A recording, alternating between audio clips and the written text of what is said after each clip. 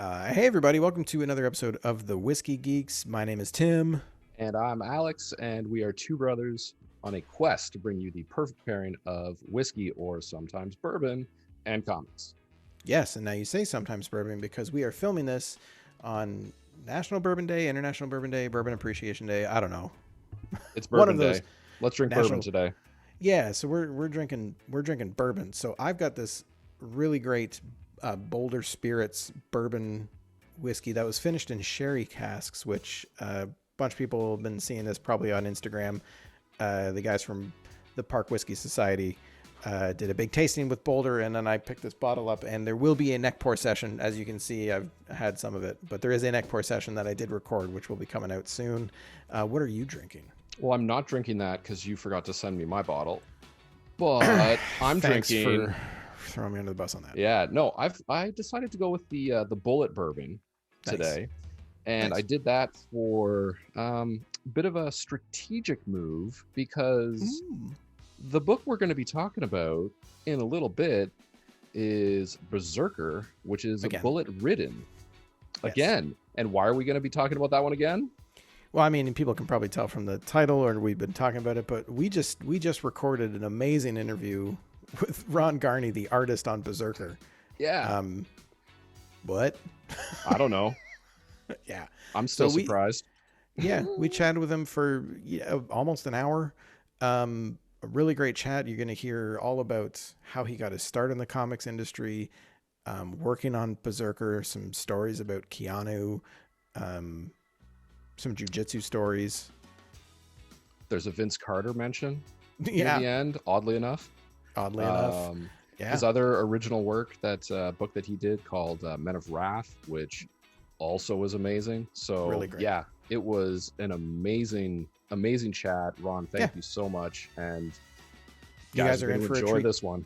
Yeah, you're in for a treat. So without further ado, we're just going to get into it because it's a long one. So sit back, relax, pour a bourbon, and enjoy our chat with Ron Garney, everybody.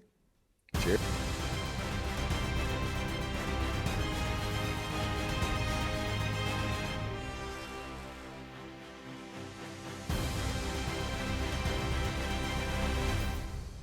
Well, No, I'm actually good. I just wrapped up the fourth issue of BRZRKR. Oh, And so that's what I'm drinking. yeah. well, you know what? I might use that as the intro for when we go in, so that people know Okay. that issue number 4 is now done. Ladies and gentlemen, oh my goodness, Ladies and Ron, thank you so much for taking time to join us on our silly little goofy podcast. My pleasure. Well, hey, you just finished. Let's all do this then properly. All You right. just finished issue 4 of BRZRKR. It's National Bourbon Day when we're recording this. If you're pulling from the bottle, so will I, Ron. All right. Cheers, mates. Oh, come on. Ding. Cheers. Boink. Ah, very nice. So is this going on YouTube, or is this Delicious. Is this a visual, or is it just going to be the recorded?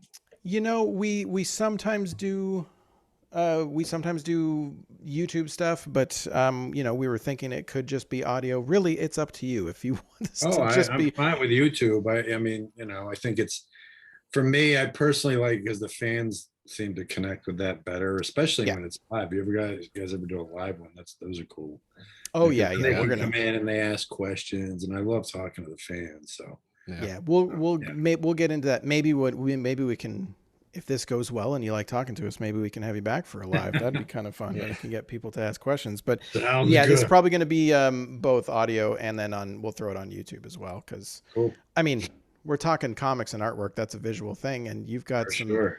Yeah. Awesome visuals in the background there. kick-ass stuff behind you. So, well, I mean, I think to get started, like we already brought it up, but I mean, BRZRKR is, what a fun effing book that is. Yes, it sure is. Man, like, first of all, like as you're pulling stuff out, For everybody who hasn't seen it, BRZRKR. Oh, I mean, we talked about it. So we do a couple of different episodes and, things where we'll do whiskey reviews, but then we do pairings, and then we also just do comic reviews. And Alex did a review of the first issue of BRZRKR and Oh, okay. was Did I see basically was basically crying for like 20 minutes while he talked about how good it is. I'm in love. So I actually, like, I was a Kickstarter backer. Oh, nice. Whenever that started, I fumbled awesome. upon it as I was scrolling. I was like, oh my gosh, like, what's this project? And there was some of the early on art concept stuff that was on there, and it was really cool. And I was like, oh Keanu, like, oh, it's gonna be pretty kick-ass. And so I jumped on, and then when it released, I phoned, I've got a local comic book guy, and I just said, I can't wait for the nice collected version that I'm gonna get. I'm gonna need these singles as they drop. Yeah. And it's beautiful. Well, it's definitely, I will say, I think it's sort of a story and a feel that a lot of people miss these days. I mean, the action and I mean, it's uber violent, but there's a reason for it. It's the nature of the character, and and it's an integral part of the story that's being told. So it's also not gratuitous. So you can read it and be like, whoa, that's really violent, but it, the fact that it's an integral part of B's nature and part of the story that's being told, you appreciate it more, And hey, we love action stories, and we love stories with depth that have action in them, and this has all of it. So, and it's just getting started, really. I mean, the third issue is coming out tomorrow, Wednesday. Not soon enough. Yeah. I hope. Yeah, I think. Yeah, I mean, it's pretty much right in my wheelhouse. You can tell from behind me, for those people just listening. That's what I said about it when I started it, right? Because they asked me why I was doing it. I pointed to, my Wolverine, my Daredevil. I said, it's in my wheelhouse. Saying I enjoy the same kind of thing. So yeah, like, to me, Punisher is one of the most interesting characters in the Marvel comic universe. He's my favorite, which could potentially be concerning to admit that he's my favorite, because he's not exactly a great character. It depends on the story, right? This War of the Realms version is like, well, that's true too. But and I think there's a lot of similarities between them with that. Like, it's ultra violent, and my gosh, there is a lot of screaming in my background. I apologize. Oh, it's all good, man. But there's a lot of similarities between Frank Castle. Bring your baby on the whiskey. Books. You should bring your baby on the podcast there. I probably should. Should. Give her something shiny to look at. She'll be happy. Yeah. I might hit the mute button for a minute, and Alex, you talk for a little second. Well, so going off what you said about how the violence isn't just gratuitous, it's not something that is just there for the visual. It really is an integral part of the story that helps you understand B and his sort of entire story arc. Right. And for anyone who's listening who hasn't read it, like, we are going to be getting into some spoilers of the first two books. So this is your warning. If you don't want that to happen, I mean, what have you been doing with your life that you haven't read this yet? But at the end of the first book, like, you find out that he's 80,000 years old, and his entire life has sort of been like death and violence has followed him, like, right from the get-go. So this is something that has been part of him right from the very beginning. Well, he was as you see from the second issue, he was born for death and violence. Yes. Yeah. And so, I mean, obviously, to defend the village that that he was created to defend. We just didn't realize, just how much of a living force of violent nature he is, but you start to get, the second issue, your eyes kind of open as to what he's capable of, because he's only a kid. Yeah. And, as we call it, me and Keanu and Matt call him Tiny B, or Little B. Matt jokingly, we were talking about, Matt said how funny it would be to have a whole comic just called Little B and have this kid running around just destroying everything, ripping arms and legs off. I was gonna say, just ripping jaguars in half. That was that was an amazing panel, by the way. I love that I'm one. the one who's got to draw this nutty stuff. That's what's going on in this brain there. Yeah. Oh, we're gonna get to some of that, because there's another book that I would like to ask you about that we both read today. That's the one. Yep. amazing story. Yeah. Not happy by any means, but an No. amazing story. Keanu book actually rules. read it, and he said to me, he's like, "Yeah, I read Men of Wrath." He goes, "It's he said, he goes, it's really violent." And John Wick himself saying, Yep. well, that's a little violent. Yeah, for sure. A really good book though. It was an enjoyable read, as much as I came out of it being like, that's kind of sad. I'm sad about it because, it was going to be a TV series at USA Network, picked it up. We had a few different offers on it. Even Robert De Niro made us an offer on it, but he really lowballed us and they wouldn't come up. But we also thought it would be better as a series, because most of these things are better as series now anyway, because of the character development. Yeah. The 2-hour movie never quite cut it, so. Yeah, I think, a 2-hour movie would be fine for getting the last generation of that family, but I think the series you'd be able to actually get the full story of the full multi-generational thing, right. which is Scott amazing. Teems, he's a great writer, and he wrote the first draft of the first episode, and the whole outline. He was the showrunner, and he even brought more characters in, so you could see how it would develop into a whole. That's what the genius behind Sopranos and Game of Thrones and things like that were. It's just the character of all these shows. Ozarks or something like that. They're all just great shows because of the character. That's such a fun show. Yeah. Well, fun. That season, but the first two were nuts. Yeah. Really crazy. Have you seen The Startup? No, I haven't. Ooh, it's a good one. Called it's got like The Startup. Yeah, it's I'll check it out. Yeah, it's. I'm always looking for a good show. Martin Freeman plays a corrupt FBI agent, and it's got the Haitian gang. Like drug gang in Miami, and mixed with cryptocurrency and stuff. It's really cool. Oh wow. Yeah. I'll check that out. It's a fun one. Speaking of TV shows and everything, I mean, BRZRKR got picked up. So yes, it did. Which is congratulations. That's that's very impressive, because I think the announcement came out after the very first 2 weeks issue. Later. Yeah. Which is, there was an article that said Keanu would love to play BRZRKR someday, and 2 weeks later Keanu's going to play BRZRKR. Actually, that we had a question about that when you were designing what B was going to look like. Was that always in the back of everyone's mind on the project, that this was hopefully Keanu was going to get to play B? Yeah, I mean, I started the project late. Actually, it had been going on for months and months before I even knew anything about it. I mean, I was finishing up at Marvel, and I had never even heard of it, but evidently it had been going on. So when I finally became involved, I did, I was talking to Keanu on Zoom, actually, and I said to him, I said, "You want this to look just like you?" And he's like, "Well, the general idea is that, I'll probably be playing him. So yeah, And I'm like, well, okay. But for me as an artist, I didn't want to refer to photographs, because I saw a lot of the cover art and stuff, and a lot of people looked like they were using photos for it and everything, and that's fine. But for me personally, if I'm going to do an extended run with this character, I need to separate Keanu Reeves from BRZRKR in a way. Right. You know what I mean? Because it's a character, just like an actor has to create the illusion of, and make people forget that it's George Clooney or it's Keanu Reeves or it's whoever, or Tom Hanks.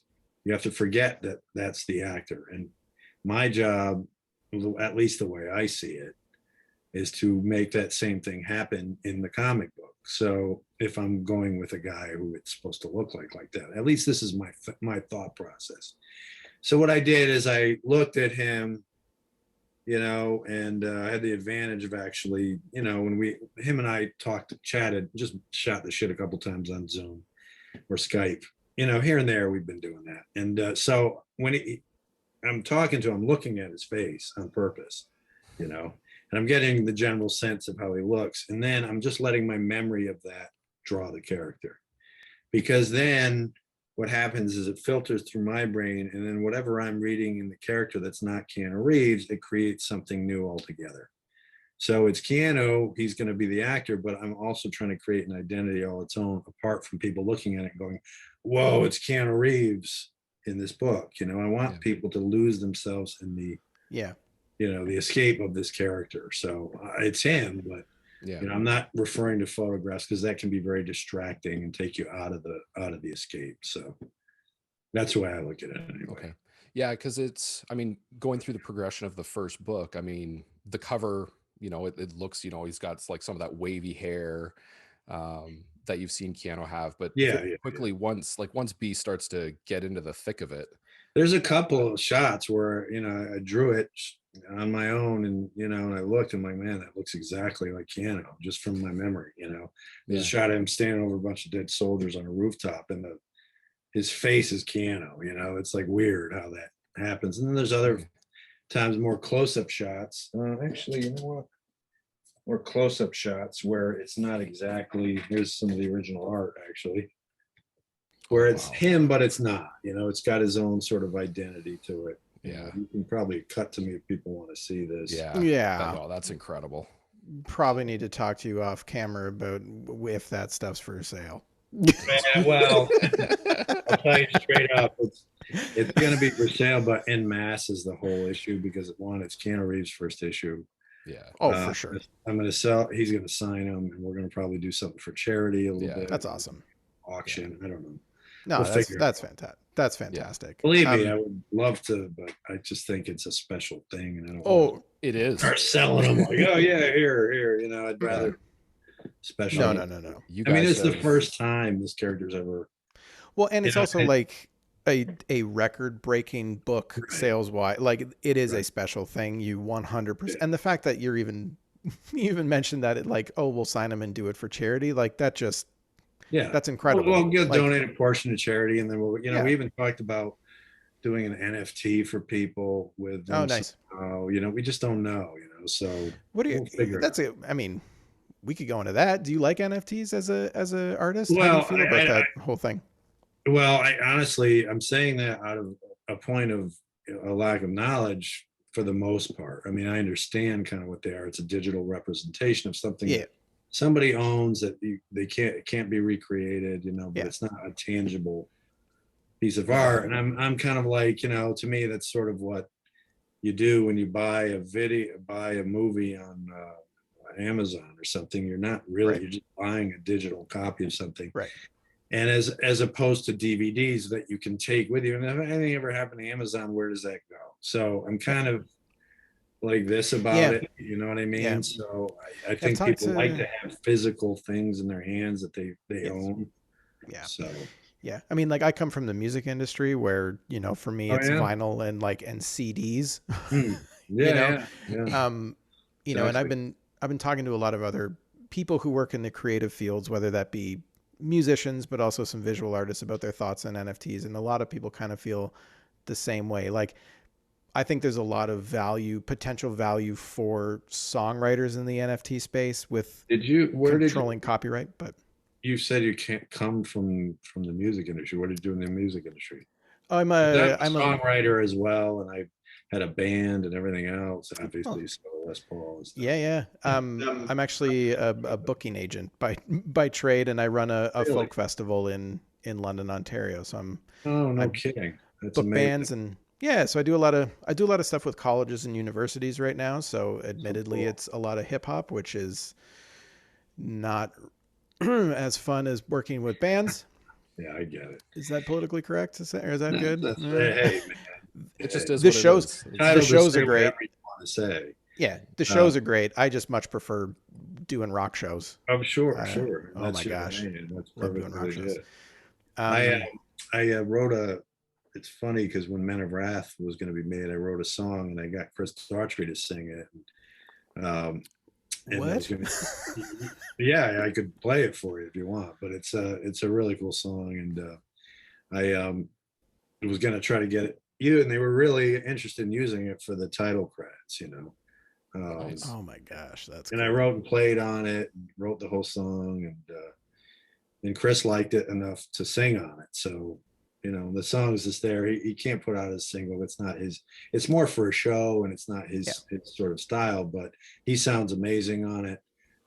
So at some point, if a show wants to use it, we're going to try to get it on the show, you know, if never happens, which at this point, it seemingly, it seems like it's going that direction. So. I'm going to hold out hope, because having just read that book recently, I would love to see that show. I definitely think there's a place for it. We'll start an online campaign for it. Sweet. Let's get it. Make it happen. Made. I'll hire you as my agent to shop it around and get it on the show somewhere and have Chris. We can chat. Is that right? Hey, I'd be more than happy to talk to you about it. Why not? I don't want to waste it. You know, I talked to the guy who, the showrunner for Lucifer, Chris Rafferty, and you know, he loves the song. He just doesn't know if it's the style for his show, because it's, you know, it's a Southern crime story show, the Wrath of the Story, and my song is sort of like that, in that vein of True Detective. Nice. You know, so I'll play it for you if you want after or something. Absolutely, yeah, I'd love to hear it for sure. Man, what an awesome tangent that was. That was fun. Always got the wheels rolling, my friend. Oh, me too. Feels like, I think all of us on this call probably have our hands in 17 different things at once. Well, yeah. Right now I'm so busy doing what I'm doing. I wish I got my hands in more, but you know. Yeah. So what are the how are you with deadlines? Like, I would love to know, like, because you've done a lot of work with the big two, and you've had a very long career in comics. You know, you've worked with Marvel, DC, Image, you know, Image, Boom Studios with BRZRKR. How's it working for the different houses? Do you are they all different? You know, I've always made a point of being very reliable. I've tried to, because it increases your value, you know, but at the same time, like early on, I had to find a way, because my work suffered, my artistic growth suffered, because I was so professional that I would, you know, that the stuff I would turn in sometimes, and the editors would breathe down your neck, and oh, we need to get this stuff in next, you know, yesterday, and blah blah blah, you know, and that's very stressful.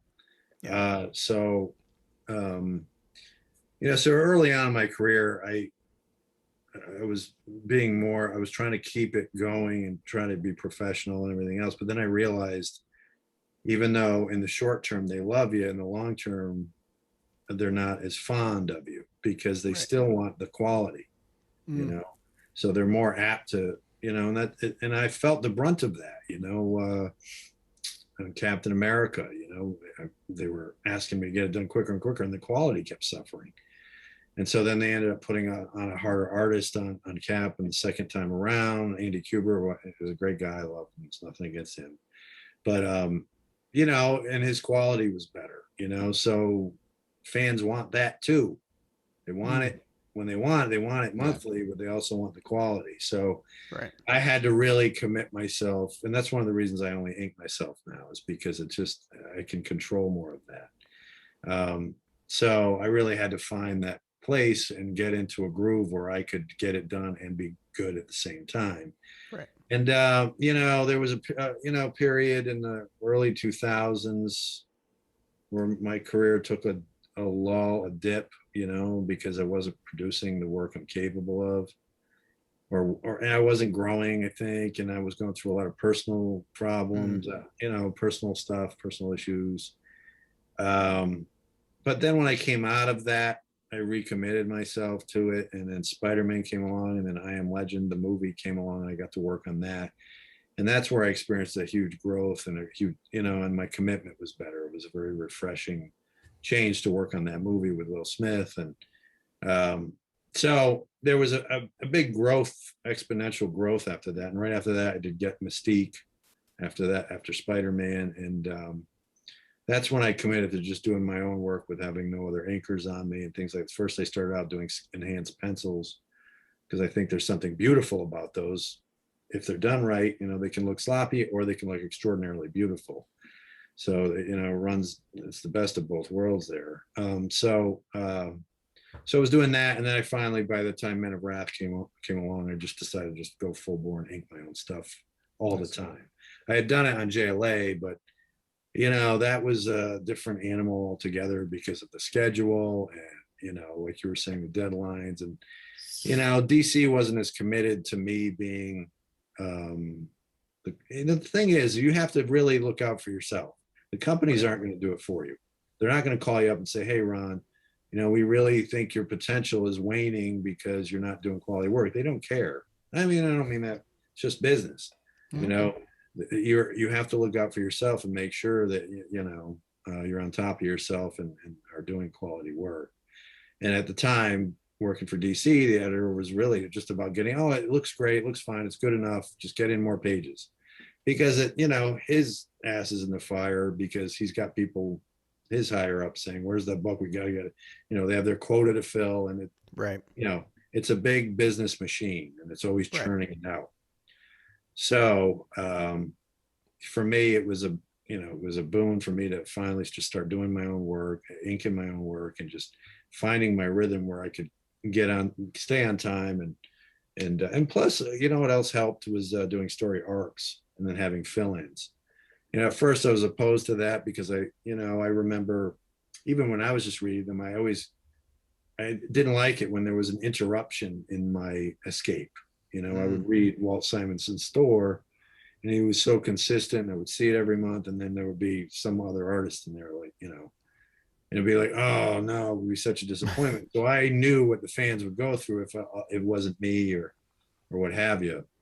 So at first I was against it, but then just for my own sanity and stress of not having to sweat it so much, I started embracing the idea of just doing story arcs, because it really helped me in that regard, because I could slow down a little bit. I look forward to just the end of the fourth issue, the end of the arc, and then take some time and then slowly get better and focus on the work, and at the same time be professional enough to get it done. So that's basically how it all unfolded.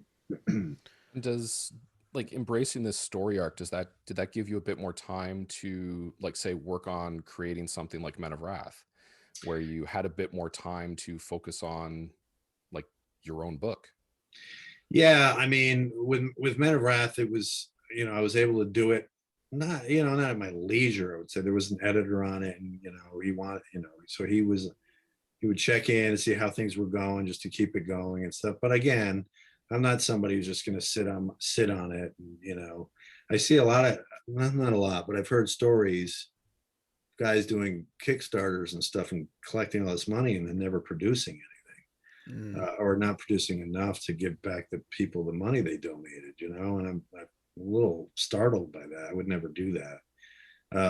So, and I'm that way with the creator owns too. I'm there for a reason. I want to, that's the point of it, is to get it out there and, and see what you can do with it. To me, that's all part of it. It's fun. I want to get in that race and get in that game. And I've always been an ambitious sort, so I'm not going to sit on it and just, not get it done. But yeah, the ability to, control exactly when it comes in was definitely welcome. I got it in in a reasonable amount of time, but if I needed to take more time, I could, Yeah. And that actually, the first issue, I was doing the enhanced pencils, and then I went, by the second issue, I just started going full inks, pencils. Yeah. So Nice. And do you find it's more kind of creatively fulfilling to do a book like Berserker or Men of Wrath, as opposed to the more legacy characters, like getting on a Daredevil run or a Wolverine run? Is there one that you kind of prefer over the other? Yeah, it obviously depends on the character, I think. Mm-hmm. With Daredevil, that was probably my proudest moment at Marvel for me personally, artistically speaking.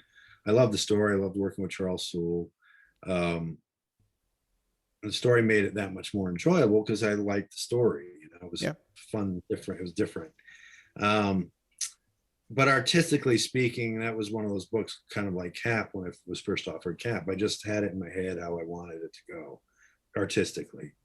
And with Daredevil, I saw it in my head, and I wanted a certain color palette, and I wanted to illustrated in a way with blacks and whites that it made it feel like we were looking through Matt Murdock's eyes as if he was reading his own comic. So there was something about the colors and the chiaroscuro and the dots and to make it feel like, it was radar vision in some ways, That's really cool. So I wanted the whole book to feel like that. So the readers felt like Matt Murdock in a way. It was, what I had my crazy head. And it was a little bit of a fight with Marvel to get that at first, but then they they let me do what I wanted with it after that. So, and I think it was a success, I personally think it was an artistic success for me personally. So that was probably my favorite thing. But yeah, I mean, I enjoyed Wolverine, and a lot of it does depend on the art, on how I feel about the art. I do like doing characters like B or Men of Wrath that I'm more an integral part of. Right. The writers at the big two, they have their summits and they have this whole,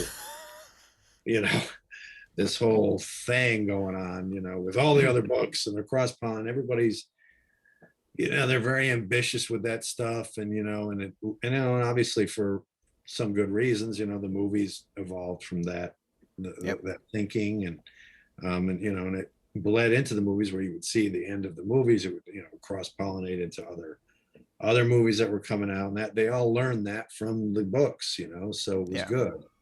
That said, just working on something like that, I'm not as much of a fan of it, because for me, I like making it my own, sort of, and I don't mean that like it's all mine. I just mean that artistically, I want the character to feel like something that came out of me, and that's why I didn't like doing team books at all. I'm better on single characters, and at least with Men of Wrath and with Berserker, even though Berserker is not my character, it's Keanu's, he came up with it. I'm still more of a part of it where, it's the first time anybody's ever seen it.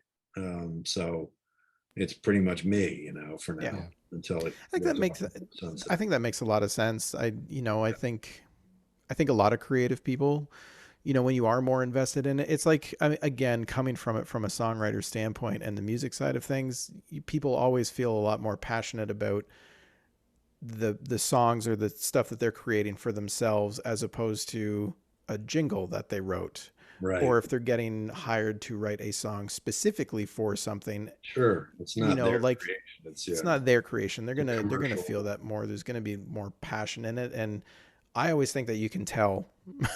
Like, I think I think you can see the passion in the artwork for Berserker and Men of Wrath. Not that the artwork he did on Wolverine and JLA and stuff isn't great, by any means, but there's like an extra level of, and I hate saying love, because it is, and it's also because I'm inking it too, so I'm able to have much more control. Before, I'd have to pencil, for inkers sometimes, because there were such vastly different inkers on me that my work would either live or die by. Some guys were a good marriage, some guys weren't. It's no slam on the inkers themselves. It's like anything. Sometimes it's a good mix, and sometimes it's not so good. I've been blessed with some great inkers and some legends like Sal Buscema and and Tom Palmer. But look at Sal and Tom, how different those guys are. Right.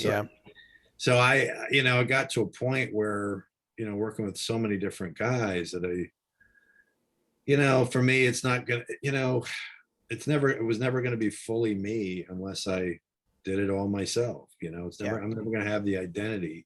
And I'm just going to be this penciler for hire, workaholic guy who's going to get it done for inkers, and oh, Ron's good. Ron's good. He's a journeyman, good guy. He's good. That's not what I don't want to be that. I've always been an artist my whole life, and it's not an insult, but it's like I'm better than that. So I wanted to evolve. So did you, like you just said, you've been an artist your whole life? Did you always want to do comics? No, not at all. I was actually a fantasy illustrator. I was an oil painter, and did all kinds of different. Oh, you got me excited. Well, yeah. We're big D&D nerds over here. It was a sad thing because I, I, I went through college and I had all these oil paintings, and I had them in a, a bin in the basement, the downstairs of the apartment building, one of those lock bins. Yeah. Somebody broke in and stole all my paintings. Oh, All the paintings from childhood, everything, they're gone. I don't know what ever happened to them, so I don't have anything left. But I've done a few paintings of covers. I'm trying to think. Do I have one here? I'm gonna just say this right now. Fuck you, whoever did that. yeah. Yeah, I was pretty much saying the same thing when it happened. Man, that's brutal. Yeah. Yeah, We're, I have a Thor painting I did. I don't know where it is. oh my. Somewhere, but you can pull it up online. It's a Thor painting I did. Oh yeah. Oil acrylic painting. So, but anyway, yeah. So I started out as that, and then comics came much later. I discovered comics after college. I mean, I didn't read them. I read them when I was little, but then, I was into girls and sports, and music, and We did the same thing. Yep. yeah. We So I wasn't into comics, and then when I was bartending one night, and a guy had a comic. I was in college, or my last year. I was after college, and I was like, whoa, this is cool as hell, and I loved cinematography and composition and Ansel Adams, and and I loved the idea of filmmaking, and here was all that kind of wrapped into this cool little package, storytelling and compositions within a panel, and drawing, and all these things that people don't realize it entails. They kind of take it for granted when they read it. But you have to be a good draftsman, good at composition, good at storytelling, figure work, understanding so many different principles that most artists, well, not most, but a lot of artists don't really have to do when they're focusing on one medium. Yeah. But this medium, you have to focus on all of that, so it was very challenging. And I love the idea of movies, and here it was sort of a short form of that. And so that's kind of what got me into it. It sort of struck me right away. So, do you remember what book that guy was reading at the bar? Yeah, Secret Wars. Oh, nice. Oh, nice. Yeah, it was a Secret It's a good Wars one. comic. And interestingly, I was just telling this story. I've told this story. The guy who drew it, his name is Mike Zack. I'm sure you know who he is. Big Punisher fan. So yeah, I love Mike Zack. I love Zack. And so I went down. After I read it, I was like, oh, this is cool. I said, where'd you get this? He said, there's a 24-hour store. And this is like late at night, like 2 a.m. I was bartending. And so I ran down there after work at 2 a.m. and I just was like looking at all the comics on the shelves and stuff. And I'm going through the book. I'm like, oh, this is a cool, man, I forgot all about this stuff. This is really neat. And then I asked the guy, I don't know if it was the first time I got the comics. I got a bunch of them. I got FF and Daredevil, a bunch of stuff to read. But I asked the guy how to get in, and he said, well, there's a tryout book right there. And Marvel had done this oversized tryout book that they put out that you buy for certain, and then you have to get it in by this deadline as a contest, tryout contest. And I entered it. I didn't win. Mark Bagley, I think, won it. What a slouch that guy is. He doesn't do enough work. Yeah. Agreed. Yeah. Well, I think he's got a Spider-Man run longer than anything. Not anybody in the business or something. So good on him. But anyway, so then I found out from the guy at the store that Mike Zack, guy who did Secret Wars, lived in West Haven, which was 9 minutes from me.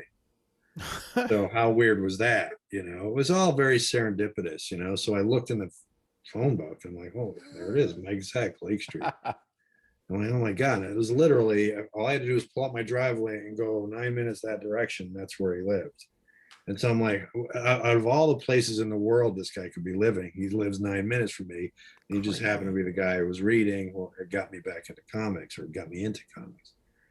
And so I did the thing that you should never do. And I called him and left him a message on his answering machine. And he graciously called me back.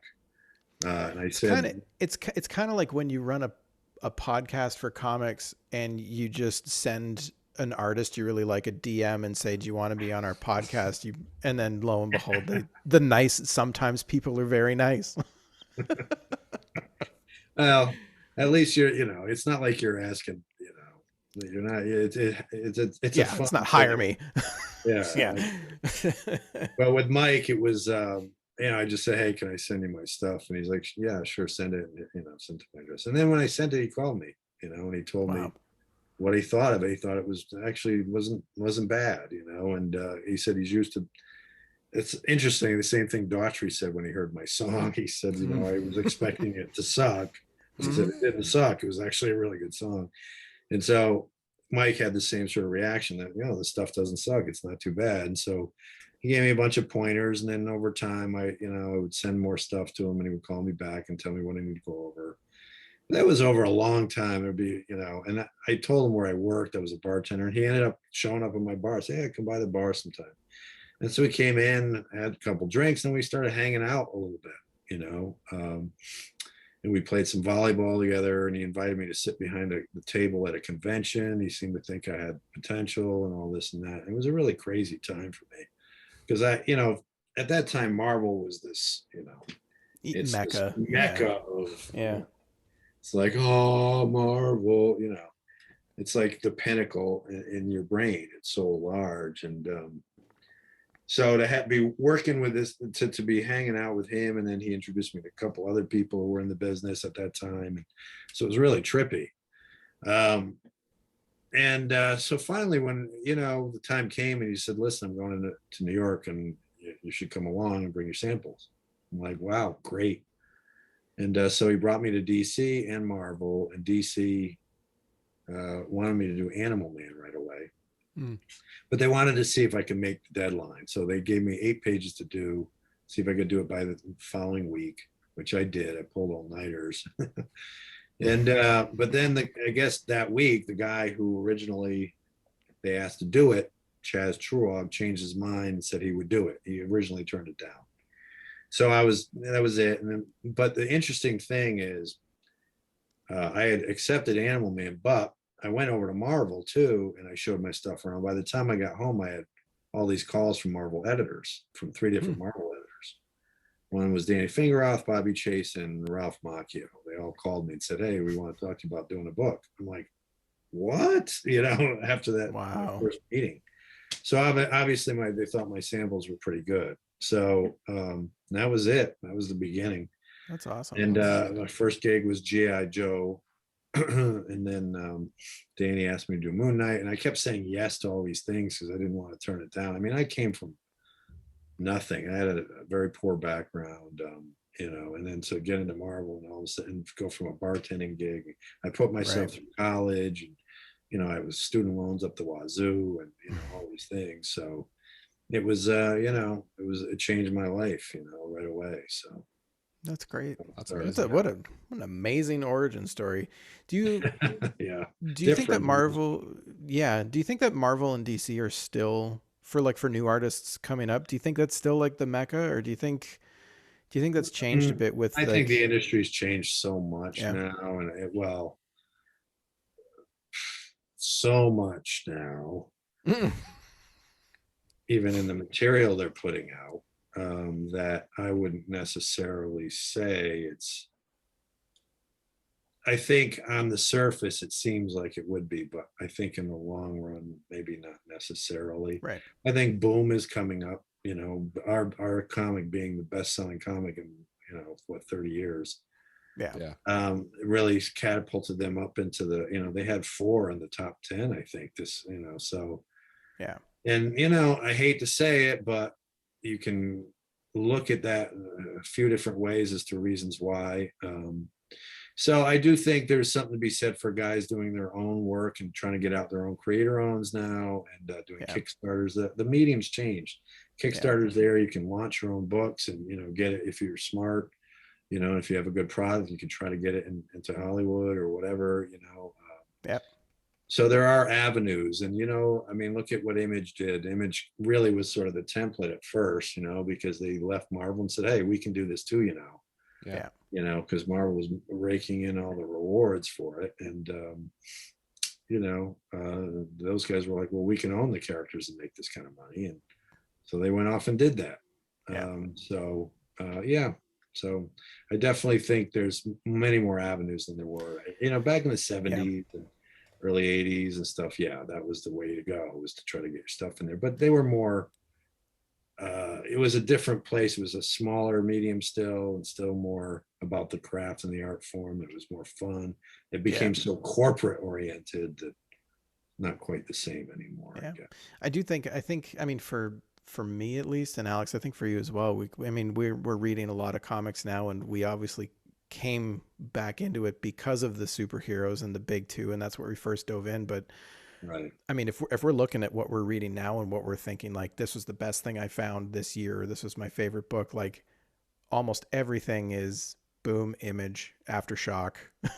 It's like, because I feel like they take more chances, and it's more original, cool stories. By, I mean, Marvel's owned by Disney, and I worked it for 30 years, and I just got to a point where this, I wanted to move on, but don't get me wrong, the War of the Realms was fantastic. Sure, yeah. I mean, I love that stuff. I think the God Butcher was really cool.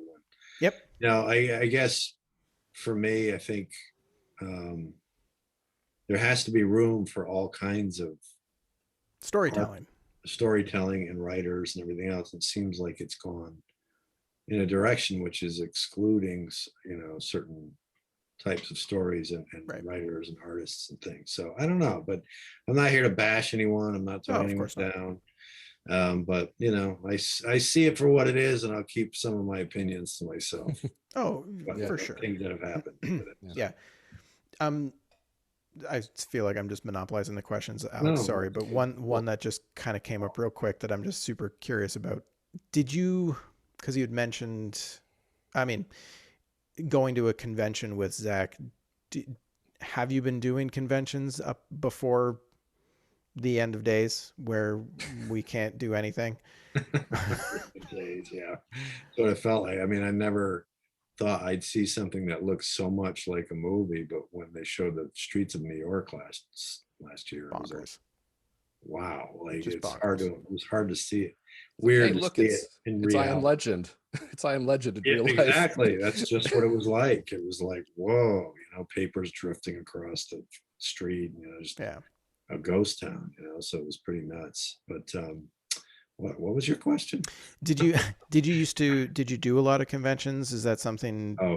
Do you miss I used them, to. Or are you kind of happy that you've got an excuse to not do them? No, now? I don't do them as much anymore. I used to like them when I was single, and I would get invited to Europe and things, and I would do those. And I love the fans.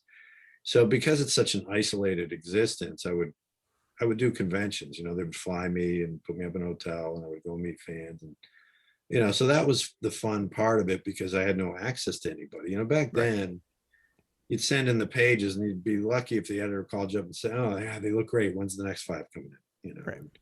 So it was very, and it was really sucking the life out of me, because I was living out in the country, and all I did was work doing pages, and I really didn't enjoy it at one point. I was like, what am I doing this for? I'm wasting my life for Marvel, just sitting there penciling stories that nobody cared.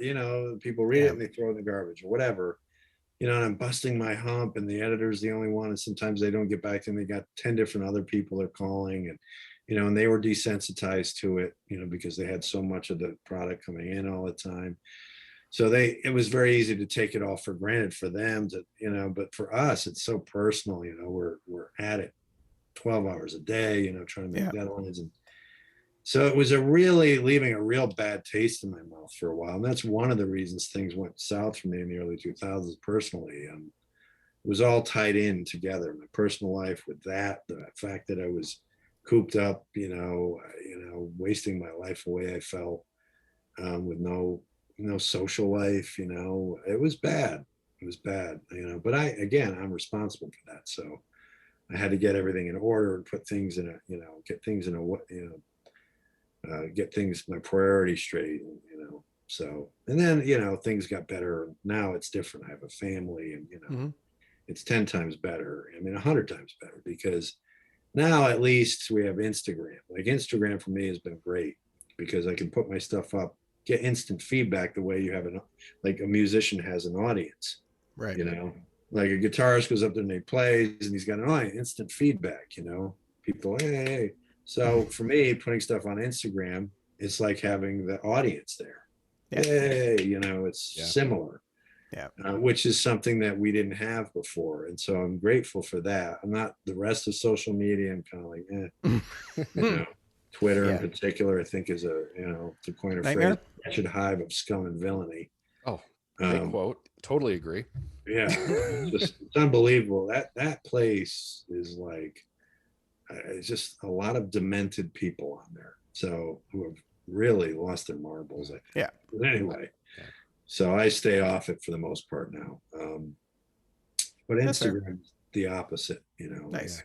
Well, I appreciate that because we got to see some sneak peeks from issue 3. Yeah. And very much looking forward to that. Yeah. Well, I hope you like it. Yeah. Oh, I know I will.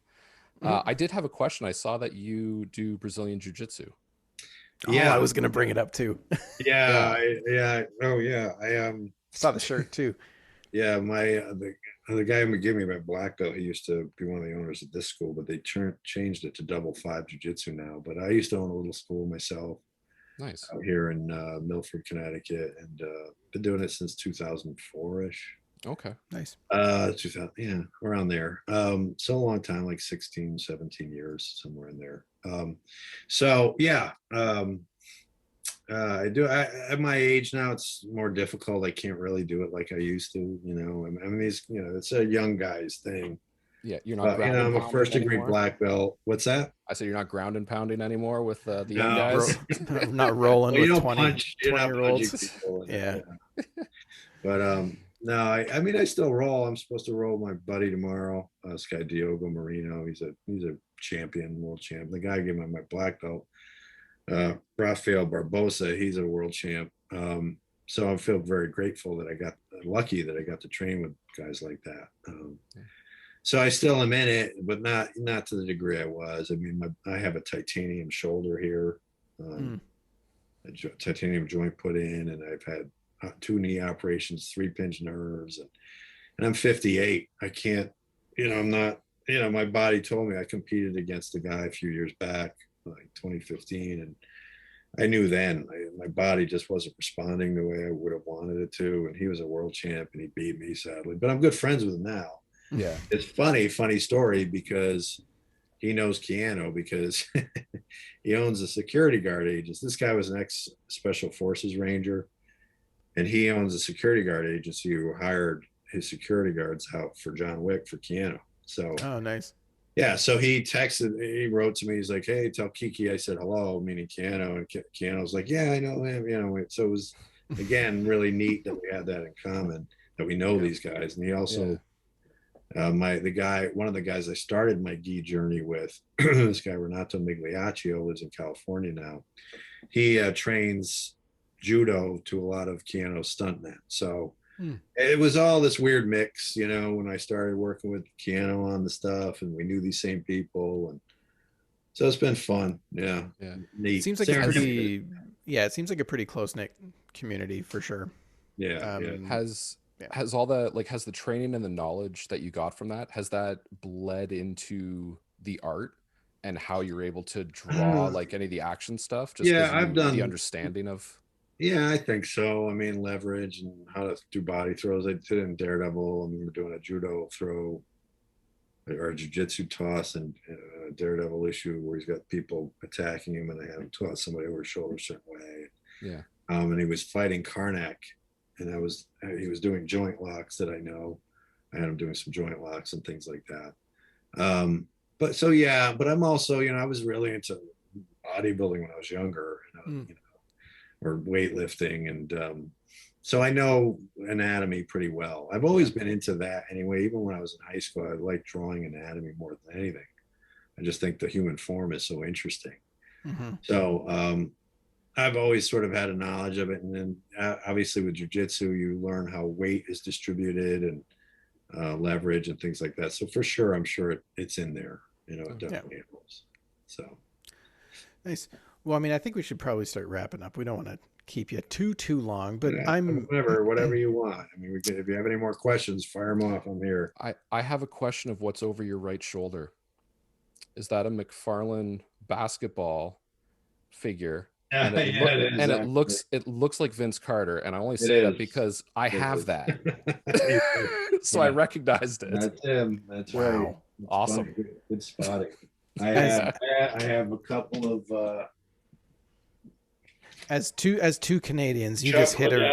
signed UFC original. Chuck Liddell signed these. Oh wow. Ron, nice, Chuck man. Liddell, and Uriah Faber signed one too. But I have those.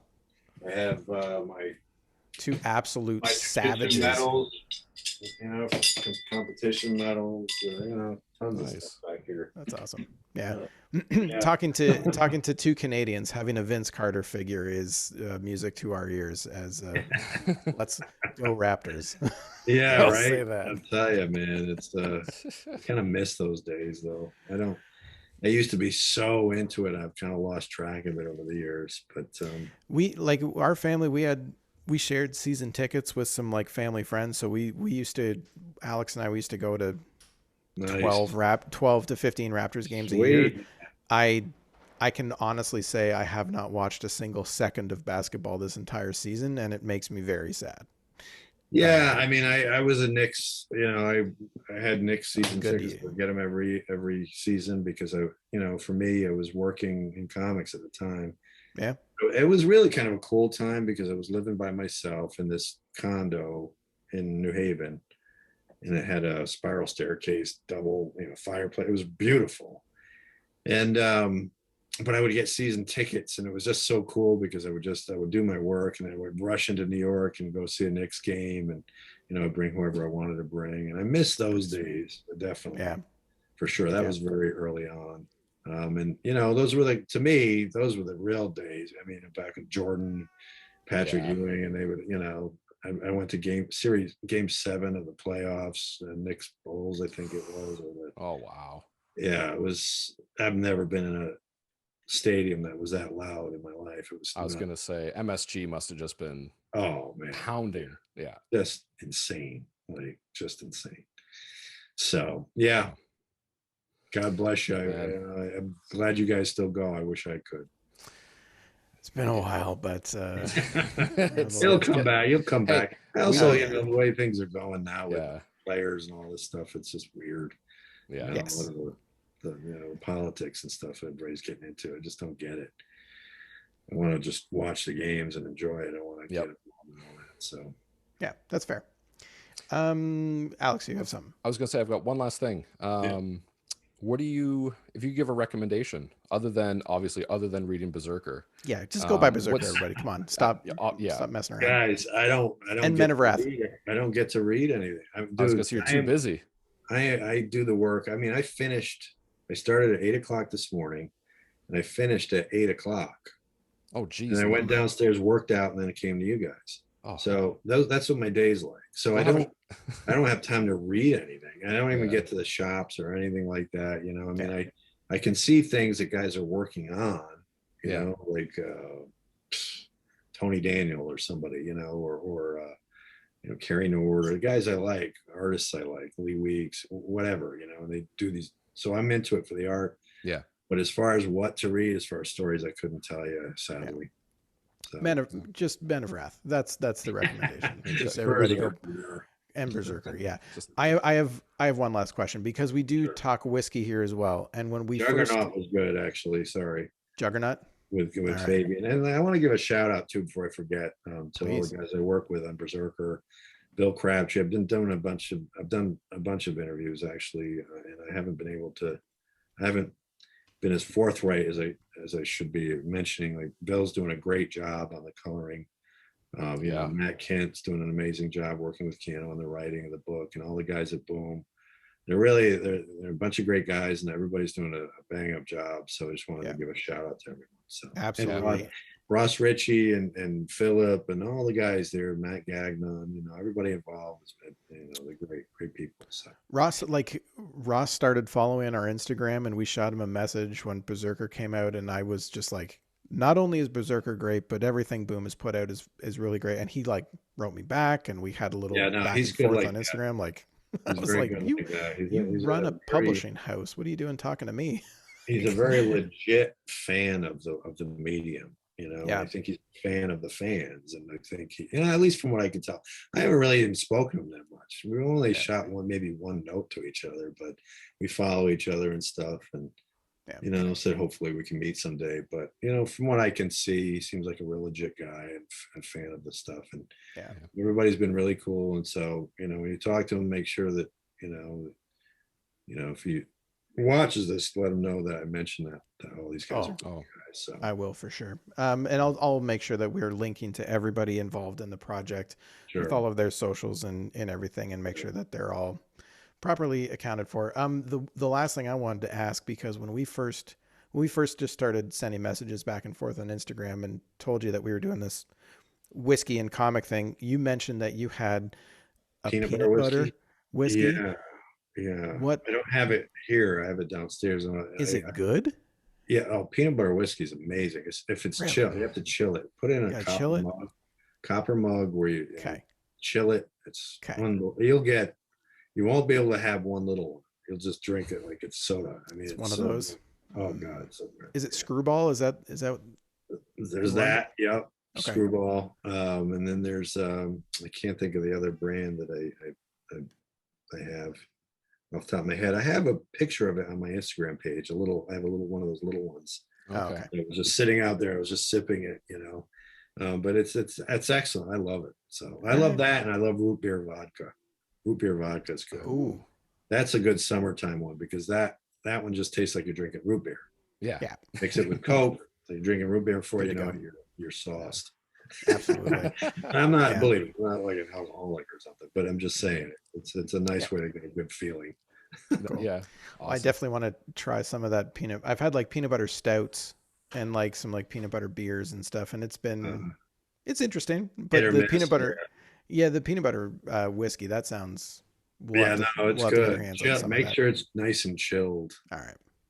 All right. Well, when we get some, we'll make sure to tag you in the So you guys are in Milwaukee. So how far are you guys? We're in Canada. Yeah. So you're in Canada. Oh, right. So yeah. So I don't even think it's up here. I don't know why I thought Milwaukee. We'll find it. Yeah. But maybe I'll come up there at some point. I was asked by Fan Expo. It's a good show.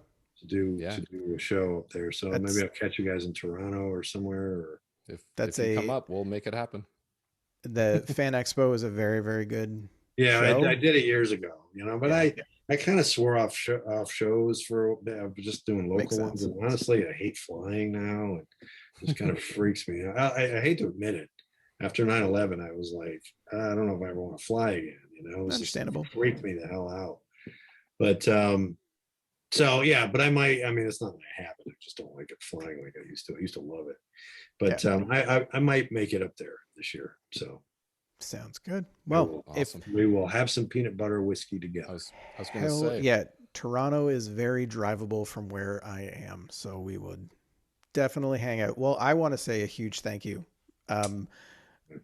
for taking the time to do this again. I know you're really busy, and we really appreciate coming on our goofy little show. So everybody go follow Ron. His social stuff just popped up on the screen. And if you're listening to the audio version of the podcast, I mean, we've been posting about this probably all day because we've been so excited. So when this drops, we'll be posting about it. But go follow Ron's stuff. Go buy BRZRKR. I really appreciate the enthusiasm, guys. Thanks, Alex. And Tim. You guys are great. Huge fans, Ron. Really appreciate you coming on. Thank you so much. I appreciate it. And I'm gonna shoot you. I'm gonna shoot you a message because I really do want to hear this song. But we'll do that. We'll do that later. We'll do that later.